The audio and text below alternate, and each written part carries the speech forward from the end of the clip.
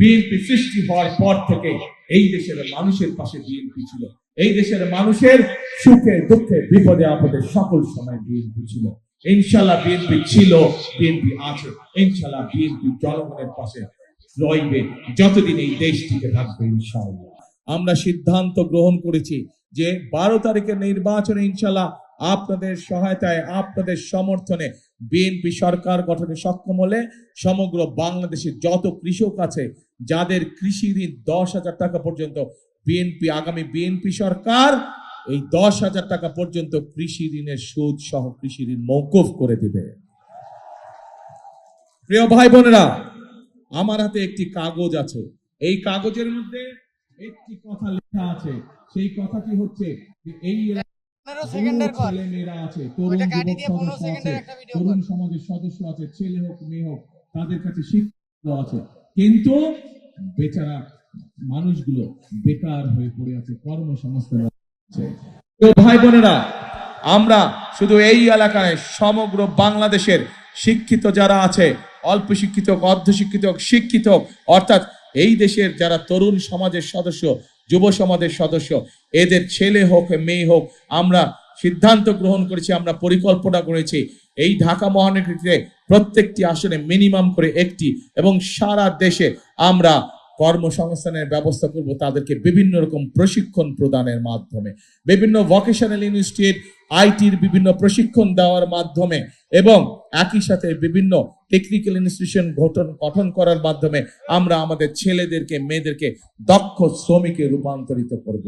এবং একই সাথে আমরা সিদ্ধান্ত গ্রহণ করেছি, আমরা দেখেছি বাংলাদেশের আমরা জানি বাংলাদেশে প্রায় 1.5 কোটি মানুষ, প্রবাসী মানুষ আছেন, বাংলাদেশের বিদেশে বসবাস করেন।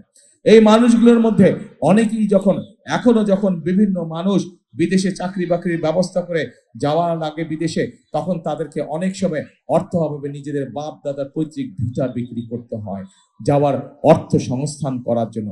সেজন্যই আমরা সিদ্ধান্ত করেছি এখন থেকে যারা ট্রেনিং প্রাপ্ত হয়ে বিদেশে যাবে, তারা বিদেশে যাওয়ার জন্য যেন তাদেরকে পৈতৃক জমি জমা বিক্রি করতে না হয়, সেই জন্য আমরা তাদেরকে সরকার থেকে স্বল্প সুদের ঋণের ব্যবস্থা করে দিব, যাতে করে তারা সেই টাকা দিয়ে বিদেশ যেতে পারে, যাতে করে তাদেরকে পরিবারের জমি জমা বিক্রি করতে না হয়।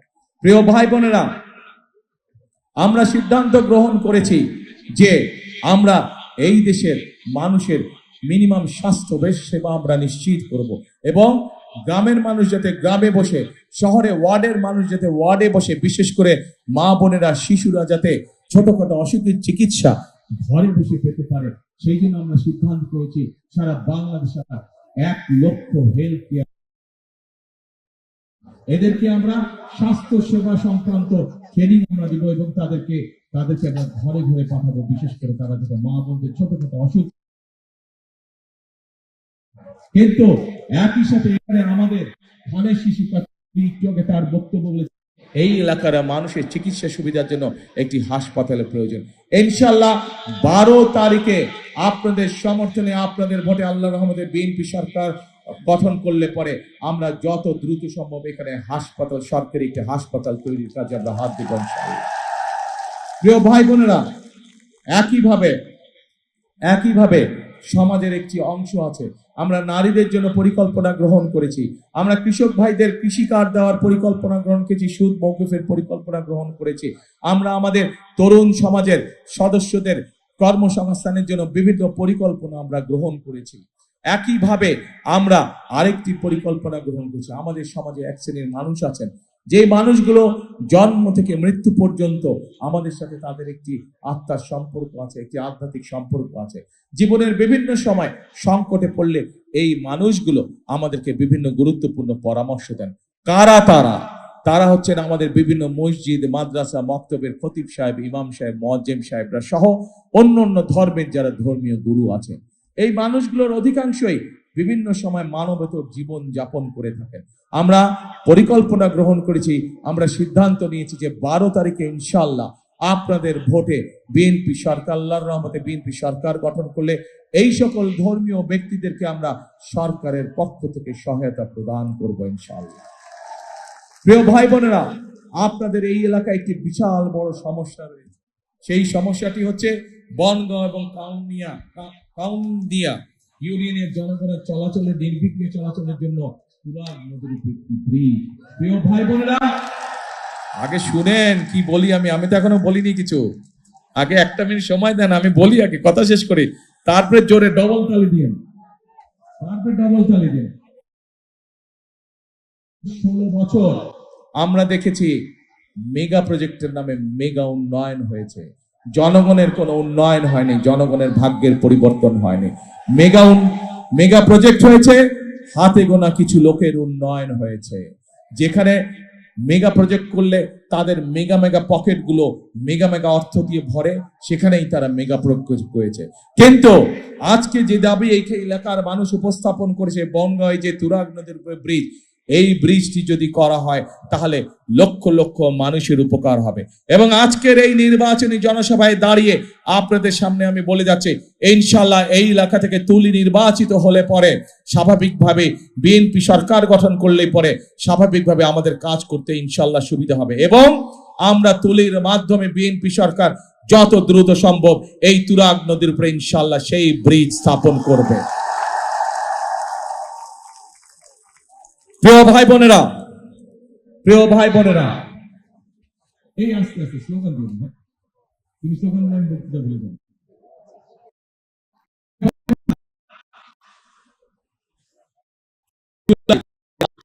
বিনিময় তুলির ভাই এর মতন শত হাজারো ভাইয়ের সুমনের মত তাদের মতন গুম হয়ে যাওয়া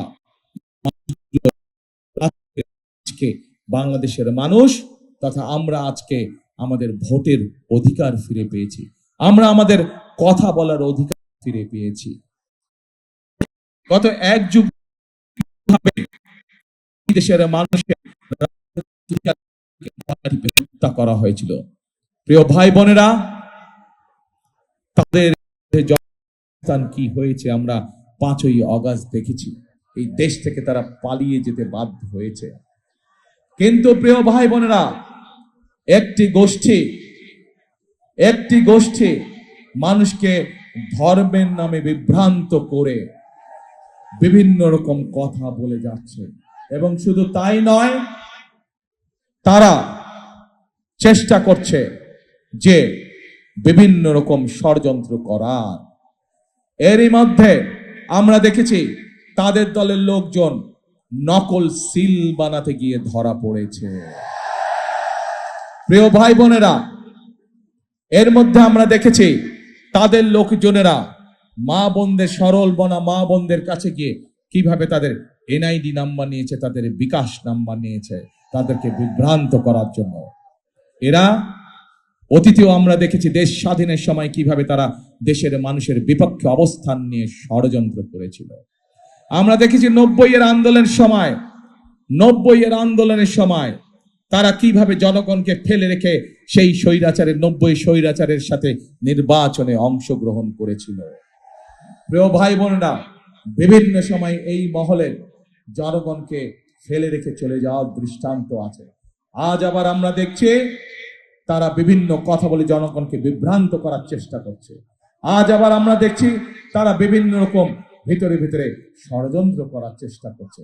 আজ এই নির্বাচনী জনসভায় দাঁড়িয়ে আমি ঢাকা 14 আসনের প্রত্যেকটি ভোটারকে বিনীত আহ্বান করব, আপনাদেরকে সজাগ থাকতে হবে, আপনাদেরকে সতর্ক থাকতে হবে, আপনাদেরকে সজাগ থাকতে হবে, যেন আবার আপনাদের সেই ভোটকে কেউ আমি যেন নির্বাচন করে বাক্সে বন্দি করতে না পারে, আবার আপনাদের ভোটের অধিকারকে কেউ যেন ছিনতাই করে নিয়ে যেতে না পারে, আবার আপনাদের ভোটের অধিকারকে ষড়যন্ত্র করে কেউ যাতে পাল্টে দিতে না পারে। প্রিয় ভাই বোনেরা, বহু রক্তের বিনিময়, বহু ত্যাগের বিনিময়ে আজ আমাদের এই অধিকার অর্জিত হয়েছে। ভোট দেওয়ার অধিকার, কথা বলার অধিকার, আমাদের নিজেদের অধিকার প্রতিষ্ঠার সেই সময় মহেন্দ্রক্ষণ আমাদের সামনে উপস্থিত হয়েছে। প্রিয় ভাই বোনেরা, আমরা আন্দোলন করেছি, আমরা যুদ্ধ করে এই দেশকে স্বাধীন করেছি। প্রিয় ভাই বোনেরা, আসুন আজ আমাদের এই সামনে যে মহেন্দ্রক্ষণ উপস্থিত হয়েছে, এটিকে আমাদের দেশ এবং দেশের মানুষের কাজে ব্যবহার করতে হবে, দেশ পুনর্গঠনের কাজে ব্যবহার করতে হবে, দেশের মানুষের ভাগ্যের পরিবর্তনের কাজে ব্যবহার করতে হবে, দেশের ভাগ্যের পরিবর্তনের কাজে ব্যবহার করতে হবে। প্রিয় ভাই বোনেরা, আজ সেজন্যই আমরা এমন এক যে মানুষকে, তুলির মতন এমন এক মানুষকে আজ আমরা আপনাদের মানুষের বেদনা কি, যে মানুষটি বুঝে মানুষের কষ্ট কি, এমন একজন মানুষকে আজকে আপনাদের সামনে আমরা দিয়েছি। এমন একজন মানুষের কাছে আমরা ধানের শীষ তুলে দিয়েছি, যে কিনা মানুষের কষ্ট বুঝে, দুঃখ বুঝে, বেদনা বুঝে, আপনজন হারানোর কষ্ট বুঝে। এই কারণেই তুলি যদি আজ নির্বাচিত হয় এখান থেকে, আমরা দৃঢ়ভাবে বিশ্বাস করি প্রতিটি মুহূর্ত তুলি ব্যয় করবে আপনাদের সমস্যা সমাধানের জন্য, আপনাদের এই ঢাকা 14 আসনের এলাকার সমস্যার সমাধানের জন্য। প্রতিটি মুহূর্ত তুলি ব্যয় করবে মানুষের বিপদ আপদ থেকে মানুষকে কিভাবে রক্ষা করা যায়, মানুষের পাশে কিভাবে থাকা যায়, সকল কিছু বিবেচনা করেই আজ আমরা তুলিকে এই আসন থেকে ধানের শীষ তুলে দিয়েছি। প্রিয় ভাই বোনেরা, তুলির হাতে আমরা ধানের শীষ তুলে দিয়েছি। কেন তুলে দিয়েছি আপনাদের সামনে আমি তুলে ধরলাম। আজ 12 তারিখ পর্যন্ত তুলি দায়িত্ব, এখান থেকে নির্বাচিত হলে ইনশাল্লাহ 12 তারিখে 13 তারিখ থেকে তুলির দায়িত্ব হবে আপনাদেরকে দেখে রাখা, আপনাদের সমস্যা দেখে রাখা, এলাকার মানুষের সমস্যা দেখে রাখা।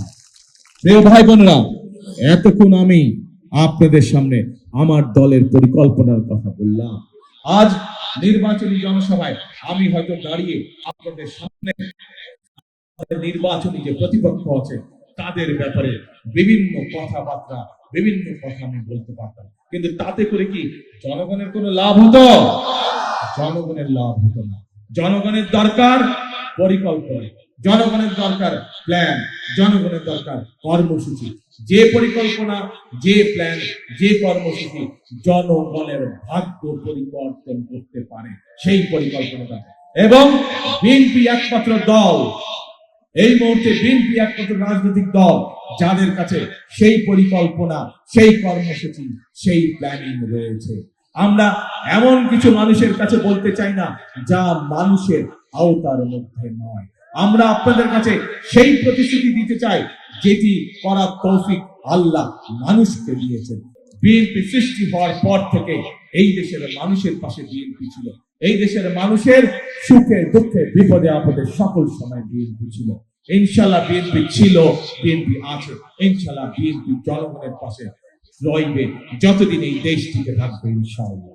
প্রিয় ভাই বোনেরা, আসুন আজকের এই নির্বাচনী জনসভার প্রতিজ্ঞা হোক একটি, এই নির্বাচনী জনসভার শপথ একটি, সেটি হচ্ছে আগামী দিন আমরা আমাদের এই মাতৃভূমি, আমাদের এই প্রিয় মাতৃভূমি, আমাদের এই দেশকে আমরা গড়ে তুলবো আগামী দিন। এবং সেই জন্যই যদি এই মাতৃভূমিকে গড়ে তুলতে হয়, এই দেশকে যদি গড়ে তুলতে হয়, তাহলে আমাদেরকে কাঁধে কাঁধ মিলিয়ে এই দেশের প্রত্যেকটি মানুষকে আমাদেরকে কাজ করতে হবে। প্রিয় ভাই বোনেরা, দেশনেত্রী বেগম খালেদা জিয়া, ওনার সন্তান হিসেবে আমি জানি এই মানুষটিকে স্বৈরাচার বিভিন্ন সময় বিভিন্ন রকম প্রস্তাব দিয়েছিল যে আপনাকে আমরা ছেড়ে দেব, আপনি বিদেশ চলে যান। কিন্তু এই মানুষটি বাংলাদেশের মানুষকে ছেড়ে যায় না। শত অত্যাচার, জুলুম, নির্যাতন, জেল জুলুমের পরেও এই মানুষটি এই বাংলাদেশের মানুষকে ছেড়ে দেয়নি। কারণ দেশনেত্রী সকল সময় সব সময় বলতেন, এই দেশই হচ্ছে আমার প্রথম, এই দেশই আমার শেষ ঠিকানা, এই দেশ ছেড়ে আমি কোথাও যাব না। প্রিয় ভাই বোনেরা, যেহেতু আমাদের সকলের প্রথম এবং শেষ ঠিকানা হচ্ছে এই বাংলাদেশ, আসুন আমরা আজকে শপথ গ্রহণ করি, আমরা আজকে প্রতিজ্ঞা করি যে 12 তারিখের নির্বাচনে তুলিকে বিজয়ী করে, 12 তারিখের নির্বাচনে ধানের শীষকে বিজয় করে 13 তারিখ থেকে আমরা ইনশাআল্লাহ ধানের শীষে